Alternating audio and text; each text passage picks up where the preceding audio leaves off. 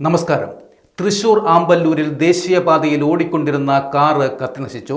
പ്രസവശേഷം ആശുപത്രിയിൽ നിന്ന് ഇരട്ടക്കുട്ടികളുമായി വീട്ടിലേക്ക് മടങ്ങിയ കുടുംബം സഞ്ചരിച്ച കാറാണ് നടു റോഡിൽ വെച്ച് കത്തിനശിച്ചത്. ഇന്നലെ രാത്രി 8 മണിയോടെയാണ് ഈ അപകടം നടന്നത്. അപകടത്തിൽ ആർക്കും പരിക്കില്ല.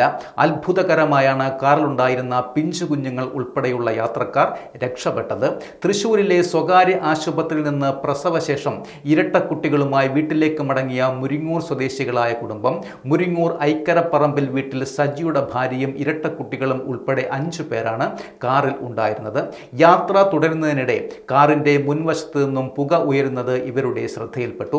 പുക ഉയരുന്നത് കണ്ട യാത്രക്കാർ ഉടൻ തന്നെ പുറത്തിറങ്ങാൻ നോക്കിയെങ്കിലും ആദ്യം ഡോർ തുറക്കാൻ കഴിഞ്ഞതുമില്ല.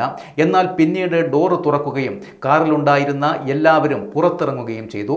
കാറിലുണ്ടായിരുന്ന സാധനങ്ങൾ മാറ്റിയതിന് തൊട്ടു പിന്നാലെ തീ ആളിപ്പടരുകയും ചെയ്തു. അപകടത്തിൽ കാറ് പൂർണ്ണമായും കത്തിനശിച്ച നിലയിലാണ്. പുതുക്കാട്ടു നിന്ന് ഫയർഫോഴ്സ് എത്തിയാണ് തീ നിയന്ത്രണ വിധേയമാക്കിയത്. പുതുക്കാട് പോലീസും സ്ഥലത്തെത്തി സ്ഥിതിഗതികൾ നിയന്ത്രിച്ചു. തീപിടുത്തത്തിന്റെ കാരണം ഇതുവരെ വ്യക്തമായിട്ടില്ല. എന്തായാലും കൃത്യസമയത്ത് കാറിൽ നിന്നും യാത്രക്കാർ ഇറങ്ങിയതിനാൽ പിഞ്ച് കുഞ്ഞുങ്ങൾ ഉൾപ്പെടെയുള്ള കുടുംബം വലിയ അപകടത്തിൽ നിന്നാണ് രക്ഷപ്പെട്ടത്.